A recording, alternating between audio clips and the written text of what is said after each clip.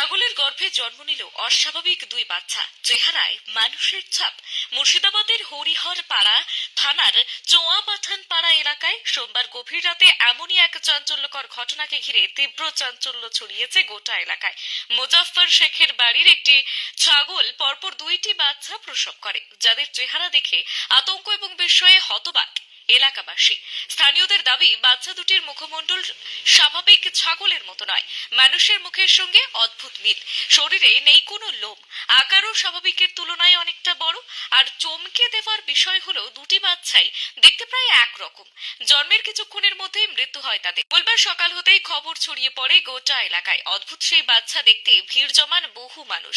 পরে পরিবারের সদস্যরা ধর্মীয় রীতি মেনে মৃত বাচ্চা দুটিকে কবরস্থ করেন। সবচেয়ে রহস্যজনক তথ্য হলো, স্থানীয়দের মতে এই বাড়িতেই আগেও নাকি একই রকম অস্বাভাবিক ছাগলের বাচ্চা জন্ম নিয়েছিল। বারবার এমন ঘটনা ঘটায় আতঙ্কে এবং দ্বন্দ্বে রয়েছেন মোজাফফর শেখের পরিবার। একই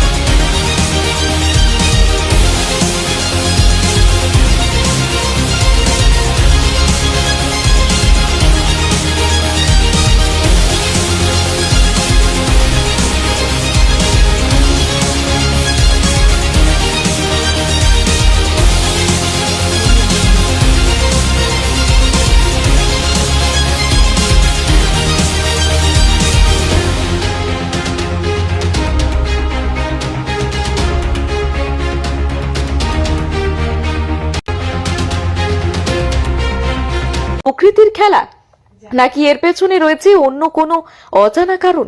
প্রশ্ন উঠছে সর্বত্র। অস্বাভাবিক কি লক্ষ্য দেখা যাচ্ছে, যেটা সাধারণত হয় না। হ্যাঁ, এরকমের বাচ্চা তো দেখা যায় না। না, প্রথম সাইজে তো অনেক বড় হয়েছে দেখছি। হ্যাঁ, সাইজে 5 কেজির উপর ওজন হবে, 10 কেজি হয়ে যাবে দুটোতে। আপনার যে ছাগলের বাচ্চাটা হয়েছে ওটা কত বড়? বড় বড় ধাড়ি না? প্রথম বাচ্চা তাও এত বড়? হ্যাঁ। কখন হয়েছে? 11:30 রাত্রি। দিয়ে মারা গেছে সঙ্গে সঙ্গে? না, একটু ছিল এমনি, বাচ্চাটা হওয়ার সঙ্গে সঙ্গে কিছুক্ষণ পর মারা গেছে। কিছুক্ষণ মারা গেছে? না, দিয়ে ওই গায়ের লোমটা মতো নাই? না না, গায়ের লোমটম কিছু না, এমনি মানুষের বাচ্চার মতো তেলটা। আপনার নাম? বিরতির পরে আমাদের প্রথম গান।